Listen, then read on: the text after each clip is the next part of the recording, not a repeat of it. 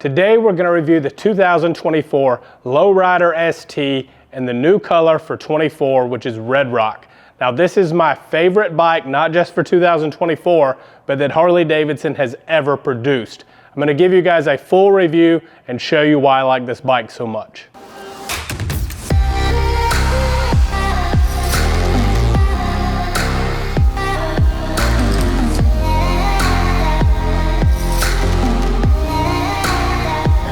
What's going on, guys? Welcome back to the channel. 2024 models are starting to show up to dealerships. At least the carryover models are. So let's talk about that for a second.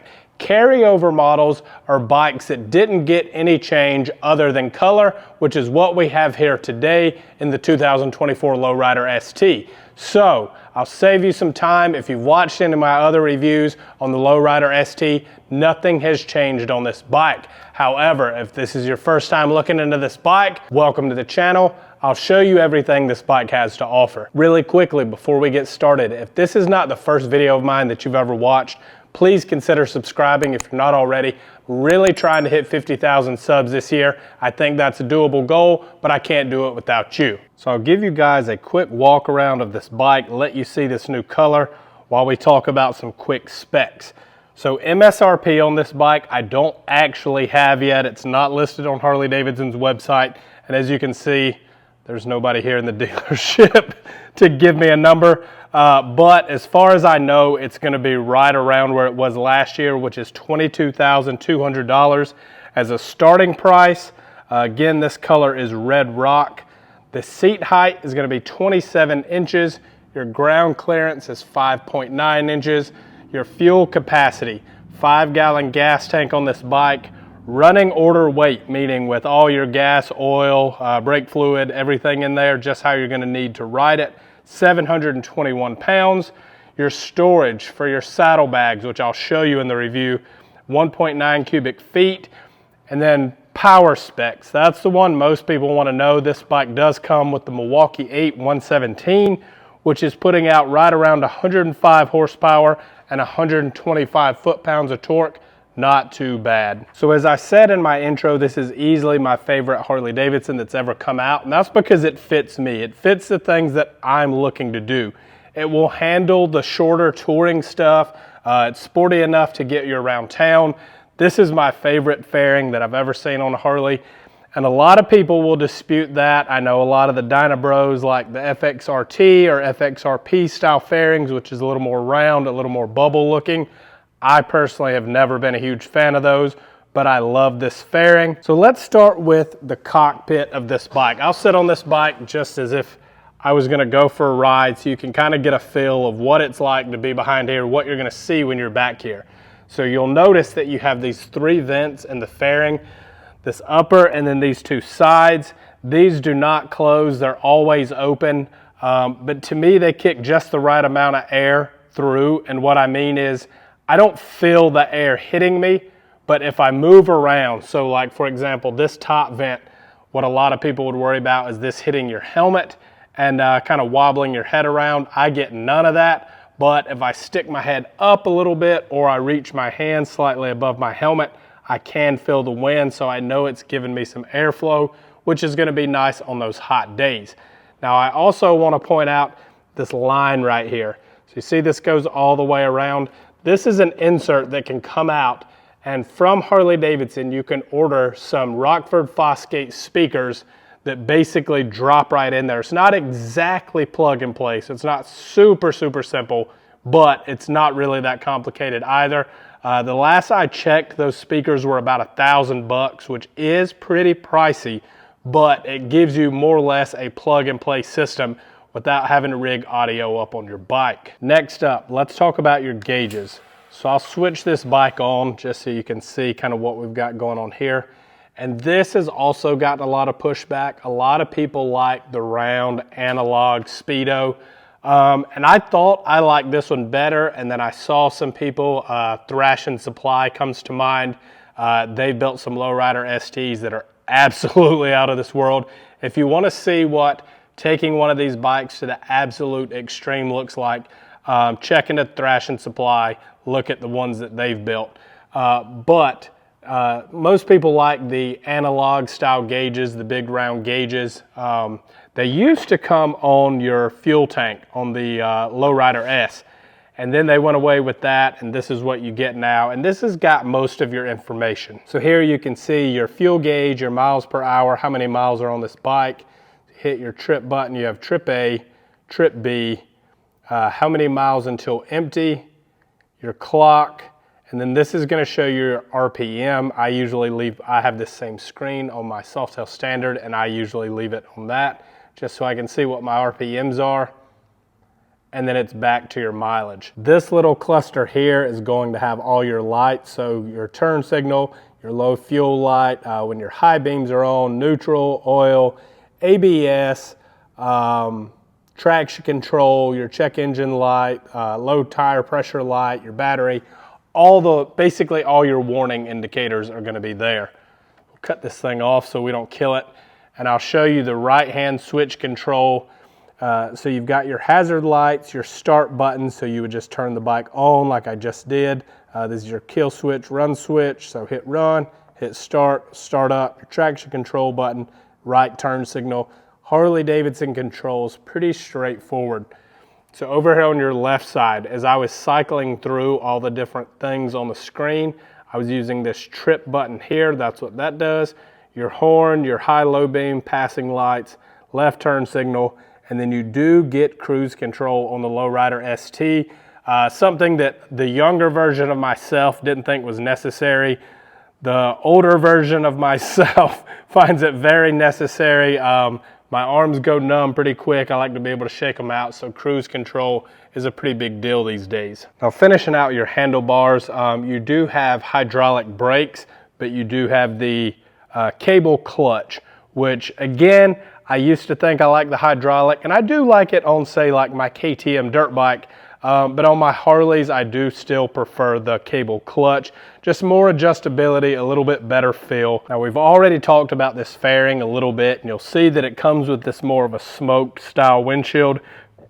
You can get a ton of windshields for this thing now. You can get taller, shorter, you can get them blacked out, you can get them clear, you get basically whatever you want. You'll notice that you've got a really nice LED light in the front of this bike. It does a great job. A lot of guys upgrade them to something like the Baja Designs or a similar style light. I've done the same. You don't necessarily need it. This light does good. It's just more of a cosmetic thing. Again, if you've watched the channel for any length of time, I don't have to say anything. So you have the inverted front end on the Lowrider ST, and without getting too far off in the weeds onto all the many reasons that is a superior front end for pretty much every motorcycle, just know that this thing performs so good. For example, I'm not necessarily a curve killer or somebody that's known for dragging the bike through the turns or anything like that. On this bike, I am probably the fastest I've ever gone in turns, and that's on a completely stock bike. Faster than the bike I ride all the time, which has a conventional front end similar to this one. You'll also notice that you get dual disc front brakes, so plenty of stopping power up front. I really like that. Harley Davidson has always had really good brakes. You've also got a pretty slim, like low profile front fender. I like that. It's kind of racy. It's a very clean look. And then they give you these wheels. When I very first saw them, I do like the style of the wheel. For a stock Harley Davidson wheel, the style of it is good. But I'm kind of over this bronze color that they started doing when the Lowrider S first came out in like 2016, I think. It was still in a twin cam version. I don't really see the need to do it. It doesn't really fit anything else on this bike. I mean, you could have done black wheels, you could do pretty much anything else, but Harley continues to send it out with these wheels. And there are a few little accents that are a similar color, but on this particular model, there's not that many. So do what you want with that. A lot of people take them off, get them powder coated. Buying new wheels is very expensive. But if you're going to buy wheels, I would highly recommend looking at SMT. They make really high-end wheels. You're gonna pay for them, but you get what you pay for. Moving around to this side of the bike, you'll see you have a mid control. A lot of taller people don't necessarily care for that. Or I've also found that the casual Harley Davidson rider, that's just what they're accustomed to on Harleys. They want forward controls. They want their feet stretched out in front of them. I personally don't care for that as much. It's harder to ride more sporty or aggressive when your feet are out in front of you. I'll even take, say, something like the touring bike, and if I'm on a bike with forward controls or the floorboards like these, I'll even tend to slide my feet to the back. It centers my weight a little more. I can just personally go a lot faster. So I like these. However, I will put something like an engine guard on the front because I do get it on those long stretches. It's really nice to have somewhere to put your feet. So moving on to the seat, I actually do, although I've never owned a Lowrider ST, unfortunately, I do have a good bit of time in this saddle. I went to California last year for a week, and Harley Davidson Corporate was nice enough to lend me one of these as kind of my vehicle to get me around while I was there. So I want to say I put right around 700 miles on it, and the seat did great. It doesn't look the best, I'll be honest. There's no grippy material. I kind of like more of a grippy style seat. Again, a little more race inspired, if you will, but this seat does its job. However, you will notice there is no passenger seat on this bike from the factory. You can put one. You could either put the pad or you could put what they call the two-up seat, which is just set up for two people. Oh, this is perfect. Here. So we actually have a saddleman seat put on this one. As you can see, a lot more lumbar support. This does have the grippy texture. Just on this part, I do like it on the bottom a little bit. Some people don't, but this kind of shows you what is possible on the Lowrider ST, looks-wise, with a two-up seat. So moving back here, again, another thing I want to point out is there are no passenger foot pegs. So if you buy this bike, you plan to ride a passenger, you're going to have to pony up some dough for a new seat and some passenger foot pegs. Now, before I get into the saddlebags, I feel that most people know this already, but in case you don't, I'll show you. What we're looking at here is two uneven saddlebags. This side, you have a much longer bag, and as you can see on this side, it's shorter to clear that exhaust, something that's always bugged me because, again, glad we have this bike here. Most people end up going with an exhaust like this on a bike like this. So this is a 2-into-1, and even if you don't go this short, you can see you have plenty of clearance on that saddlebag where you could be running a longer one. And at this point, there are companies that make them, but they sell them in sets. So if you want matching saddlebags that are equal length to that one, you're gonna end up buying two. Now, these saddlebags are what are referred to as clamshell saddlebags. And in my past experience, having never ridden a bike with them, just doing sales and stuff at Harley Davidson dealerships, I didn't love them. I didn't love the look. I didn't love this net thing. In my mind, all my stuff was gonna fall out, and it's just a bad system, and it's just a ton of stuff. Again, until I actually used them, I found that they had plenty of storage. I would leave in the morning with no destination, just take off. So I'm taking a lot more stuff than I thought I would need just in case I need it, and I had plenty of storage in here. None of my stuff fell out. They do have these little hydraulic arms in here that do help with the opening and closing. And you'll see this switch here. This is if you want to remove these bags. So your fairing on the front of this bike is permanently mounted to the bike, but your saddlebags could be taken off if you just want more of a sleek look. Not sure why you would do that, but it's possible if you want to, and it's really easy to do. Now again, looking at the back of this bike, you'll see you have a nice LED tail light, no LED turn signals, and in my opinion, this is a big, bulky, ugly housing. Better than a lot we've seen in the past, but not my cup of tea. You can get a tail light that looks exactly like this one that has your running lights, your brake lights, and your turn signals all integrated into one. that would be my choice if I were going to build a Lowrider ST, something like that. But it's on the back of the bike. You only see it if it's sitting still, so it probably wouldn't be my first priority in upgrades on this motorcycle. So moving back around to this side, you'll see you do get a dual exhaust, if you will. Again, it's not my cup of tea. I don't like the looks, and obviously if you've ever heard a stock Harley Davidson, they're extremely quiet, and I'm not all super, hardcore into the loud pipe save lives, and that is what it is. But it's a Harley. You want it to sound like a Harley. So those pipes are not gonna cut it. Throw a good, nice pipe on there. Again, because we have it here, show you kind of something. This is from Sawicki Speed. I really, really like their stuff. I've had a chance to work with them on some other projects. Really like the way they do things. Really like the standards that they set for themselves. So I would throw something on like this. You get some really nice carbon fiber heat shields, and this black exhaust looks really good. You could also get this from them in stainless. So there's a few options there. Again, you can get them longer, you can get them shorter. I prefer like a mid-length, and that's because it kind of keeps that noise back to the back of the bike when you're doing highway speeds, but it gives it a clean look as well. As we mentioned, you do get the 117 Milwaukee 8 on this bike, which I found to be an amazing engine. Put a ton of miles on one of these things, like bone stock. Rode one on a Road Glide ST all the way to Milwaukee, 2,000 miles there and back, and it did amazing.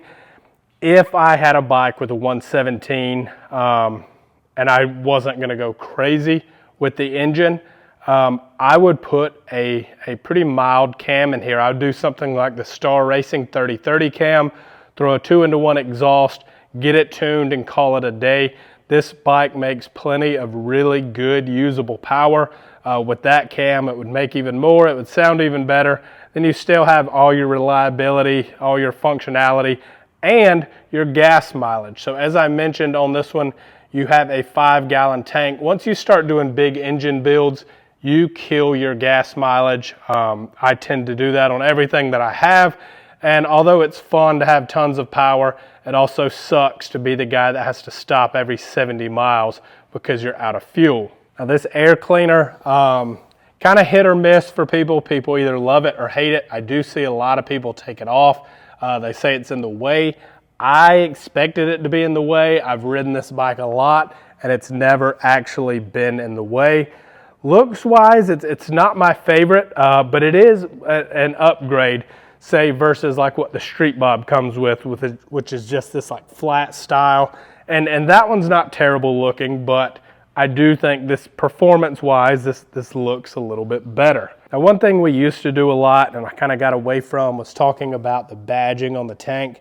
If I had to pick a favorite, this may be it. Just clean, simple Harley Davidson, like a sticker clear-coated over. But that's all you need. There's something to be said about the older hardcore like logo badges and stuff. But on this bike, I like this. In your saddle bags, you have the little bar and shield, which is kind of embossed in there. And it does have that bronze color like your wheels, but again, I'm just kind of not my cup of tea. You get it again on that side, obviously matching tank sides, nothing on the front. So this bike comes from the factory pretty stripped down. And once again, since we've got it, I'll show you in black. This to me is kind of where these wheels make a little more sense in that colorway. I don't mind them nearly as much on the black. Kind of complements the tank. You can see it a little bit better. Whereas on the Red Rock, it's not doing it for me. All right, guys, that's gonna be it for this one. There's no test ride on this video, and that's because I rode this bike in 2023 and did a test ride review. I'll put the link to that video down in the description of this one, and you can just fast forward to the end. That's when I always do the test rides. So if you want to see that, be sure and check out that video. Big thanks to Tim's Harley Davidson in Anderson, South Carolina for letting me come in and make these review videos. They also have a store in Augusta, Georgia, if that's a little bit closer for you. And just an FYI, the bike that I reviewed in this video is available at the time of this video being posted, as is that black one that I kept showing as a comparison model that had the upgrades on it. And from what I recall, the black one is a 23, so they may be willing to help you guys out on that one. Just call down here, Tim's Harley Davidson, Anderson, South Carolina. Tell them you watched the video, tell them you're interested in the bike. Thanks for watching, guys. Subscribe if you're not already, like the video if you enjoyed it, and I'll catch you guys in the next one.